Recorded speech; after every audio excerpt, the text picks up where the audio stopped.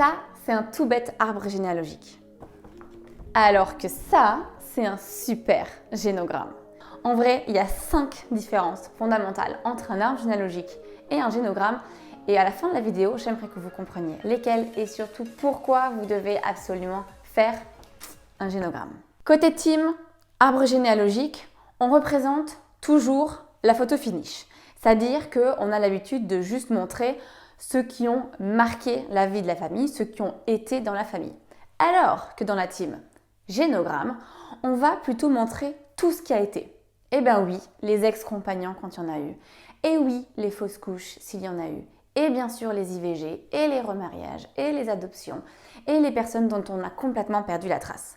Un génogramme, c'est beaucoup plus complet qu'un arbre généalogique du point de vue du fait que l'on trace exactement la réalité de la dynamique familiale.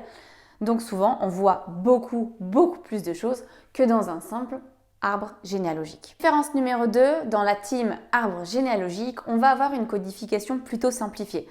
On va partir du haut vers le bas pour les aïeux vers les descendants. Et ce qu'on va faire, c'est que de manière générale, on va juste représenter les hommes et les femmes avec les prénoms, les noms de famille, et on va avoir comme ça une codification très simplifiée avec des personnes qui sont reliées avec un trait très simple. Dans la team génogramme, la codification elle est beaucoup plus spécifique. On va déjà représenter les femmes et les hommes différemment, entre des ronds et des carrés. On va représenter aussi les liens de manière différente, les liens de mariage, les liens d'union simple, les séparations, les divorces, tout ça c'est représenté avec des codes spécifiques. Et puis on a encore d'autres codes, comme par exemple s'il y a eu des adoptions, s'il y a eu un inceste, s'il y a eu des agressions, des suicides, des décès, d'autres choses très spécifiques que l'on va mentionner de manière précise dans le génogramme. Bon, je ne fais pas l'article de tout ça dans cette vidéo, ça ferait probablement l'objet d'une autre vidéo. Et si ça vous intéresse de savoir exactement comment on représente son génogramme, vous pouvez m'écrire tuto en commentaire et du coup ça me donnera un intérêt, ça me montrera en fait votre intérêt pour ce sujet et ça me permettra de créer une vidéo dédiée à la codification du génogramme pour pouvoir vous aider. Troisième différence fondamentale entre l'arbre généalogique et le génogramme, c'est son objectif. L'objectif de l'arbre généalogique, c'est de représenter la lignée. En fait, finalement, c'est d'avoir une traçabilité de tous ceux qui ont été dans la famille sur plusieurs générations. Ça permet d'avoir la traditionnelle photo de famille, si on peut dire, quelque chose qu'on garde, quelque chose qu'on se montre et qui permet à tout un chacun de savoir finalement quels sont les membres de sa famille, quelles sont ses origines, d'où ça vient, est-ce qu'il y a eu des modifications du nom de famille, est-ce qu'il y a eu des modifications dans la généalogie, avec notamment parfois des mutations géographiques. C'est assez simple. L'objectif du génogramme, c'est bien différent. On va représenter les dynamiques relationnelles et les dynamiques émotionnelles de la famille.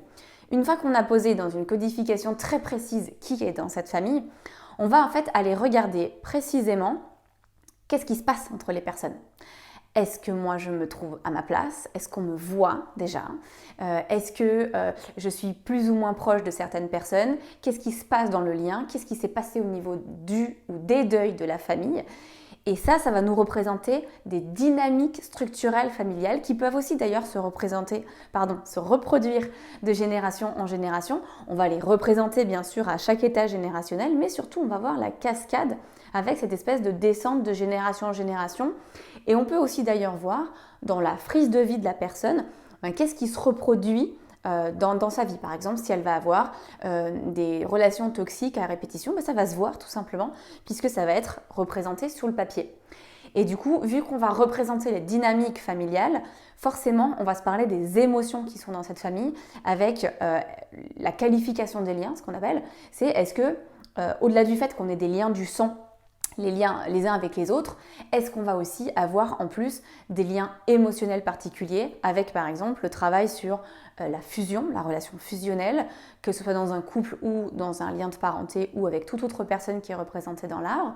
On va avoir le lien de distance, le lien de conflit, le lien de rupture, voire même le lien inexistant entre deux personnes qui finalement sont dans l'arbre l'une et l'autre, mais qui n'ont pas créé de lien. Et tout ça, ça va nous interroger sur les dynamiques familiales. Est-ce qu'il y a des choses qui se reproduisent, oui ou non? Donc vous voyez que déjà, on commence à avoir des différences assez structurelles entre les deux. Quatrième différence fondamentale entre l'arbre généalogique et le génogramme, c'est le contexte d'utilisation. Sur le contexte de l'arbre généalogique, on va plutôt avoir quelque chose du style mémoire, travail sur la recherche de la lignée. On est à visée documentaliste, donc on s'attache à faire quelque chose qui soit de l'ordre du beau, du transmettable. En fait, ce qu'on veut, c'est pouvoir montrer quelque chose, alors soit le garder pour soi, puisque ça arrive qu'il y ait des gens qui fassent un arbre généalogique juste pour elle, en fait, pour finalement remonter le fil de la lignée et garder pour elle la fameuse photo finish. Soit c'est vraiment l'objectif de transmettre aux générations futures en disant après moi, il faut qu'il puisse y avoir encore une trace.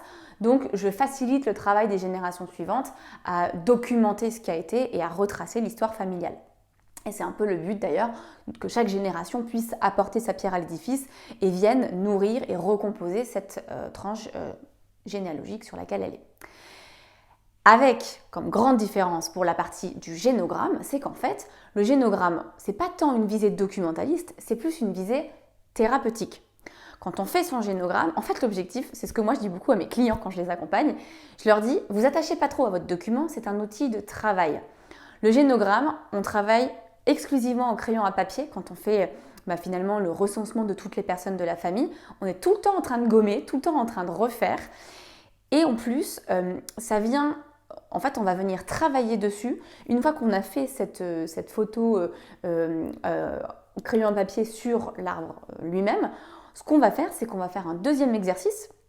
J'appelle ça barbouiller au feutre. On va travailler les liens justement avec des feutres de couleur. Et donc souvent les gens ils se disent « Ah mais non, j'avais fait un super bel arbre, c'était le document que je voulais garder ». Moi j'encourage d'ailleurs souvent mes clients à faire un génogramme de travail puisque c'est quand même l'objectif. C'est un objectif thérapeutique pour savoir ce qui se passe et qu'est-ce qui bloque en fait dans la famille et comment on peut résoudre les problématiques de la famille. Mais après, du coup, faut pas trop s'y attacher parce qu'on va le travailler, le modifier. Et si vraiment on veut garder une visée documentaliste, on le refait finalement. Mais c'est vraiment un outil qui sert à la thérapie, à regarder finalement une problématique. Et ce qui est assez fou, c'est que dans le génogramme, la plupart des gens, quand ils me racontent leur histoire de famille dans la partie de l'échange préliminaire à tout travail avec moi, les gens me disent en général, ils me racontent finalement leur histoire familiale qu'ils connaissent déjà par cœur, même s'il y a un peu un texte à trous avec des choses qu'ils ignorent de la famille, ils savent quand même très bien me raconter ce qui s'est passé de la famille. Mais c'est marrant parce que quand ils écrivent ça sur le génogramme, il y a toute une partie de choses qu'ils savaient mais qu'ils n'avaient pas connectées ensemble. Et du coup, ils ont frontalement devant eux la réalité, soit des conflits de famille, soit des reproductions de schémas, soit des deuils répétés, soit des choses qui n'ont pas été réglées. C'est là sous leurs yeux. Et parfois, quand les personnes, je les ai devant moi, elles tracent un trait entre deux membres de la famille, ça peut leur faire ressortir beaucoup d'émotions parce qu'à la différence de l'arbre généalogique où en fait on n'est pas sur un travail émotionnel, on est vraiment en train de juste de marquer les gens comme ils ont été.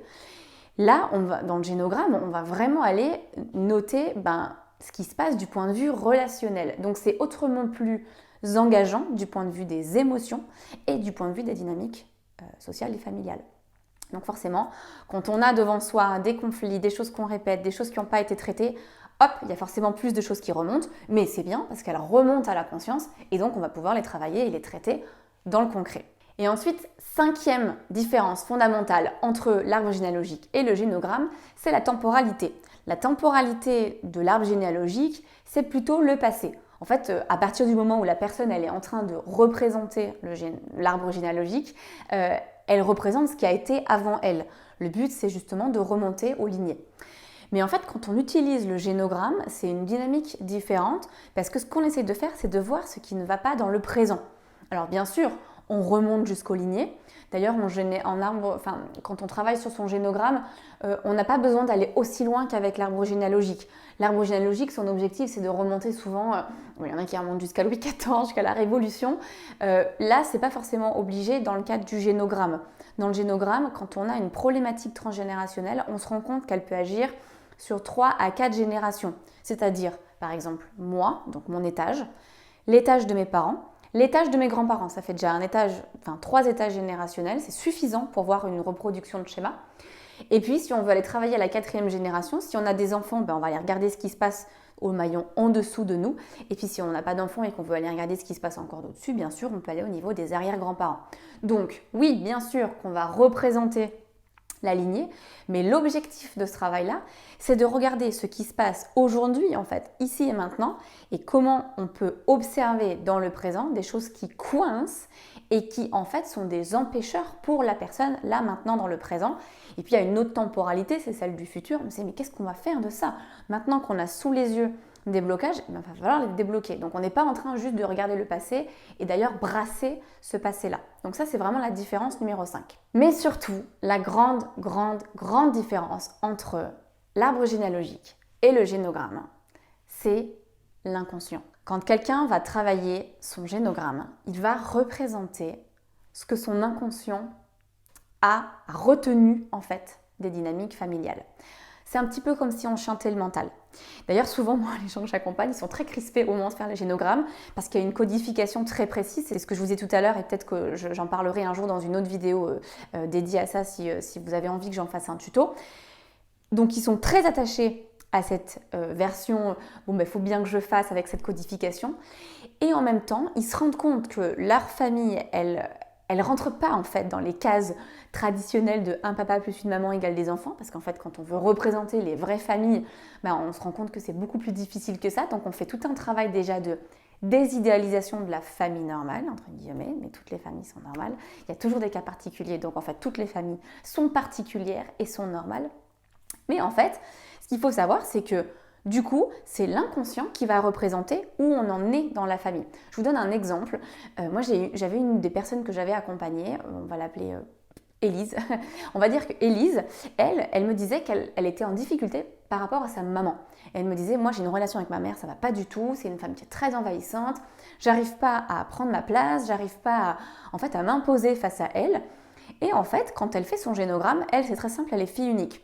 Donc Élise, normalement, entre guillemets, elle aurait dû se placer entre, d'un côté, son papa et de l'autre, sa maman, à peu près au milieu. Et elle, pas du tout, elle se représente instinctivement complètement en dessous de sa maman. Et donc, c'est un point d'interrogation pour moi. Je lui dis juste, Élise, vous aviez toute la place de vous représenter entre votre parent. Qu'est-ce qui fait que vous êtes représentée sous votre maman? Et là, en fait, elle conscientise, rien qu'en traduisant son génogramme, qu'elle était sous sa maman. En plus, il y avait un mécanisme de fusion qu'on a travaillé encore après. Et elle s'est rendue compte que son placement vis-à-vis de sa maman, il témoignait très bien du fait qu'elle arrivait de toute façon déjà pas elle-même à assumer de prendre de la distance.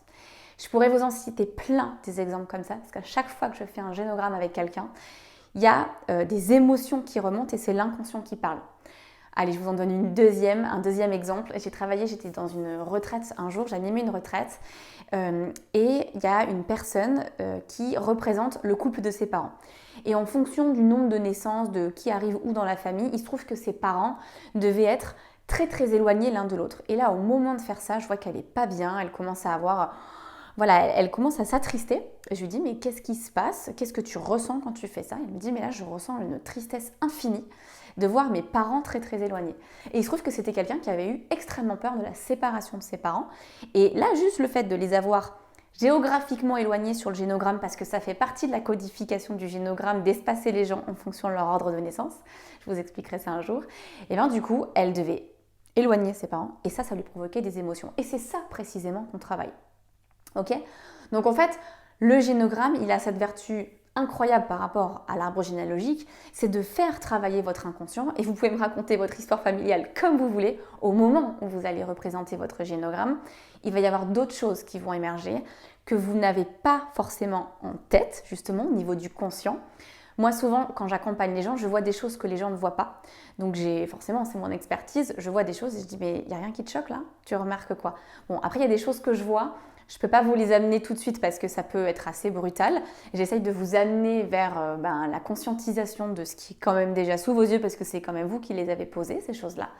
Et puis, plus vous allez regarder cet arbre, plus vous allez avoir des choses qui vont monter à la conscience et c'est précisément ça que vous allez pouvoir travailler.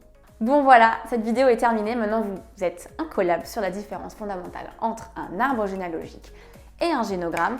Et j'espère que vous avez compris que le génogramme, c'est un outil thérapeutique qui vous permet ensuite de travailler pour réparer des choses qui sont abîmées, coincées ou compliquées dans votre vie de tous les jours. Je vous dis à très bientôt pour une prochaine vidéo, peut-être un tuto concernant le génogramme.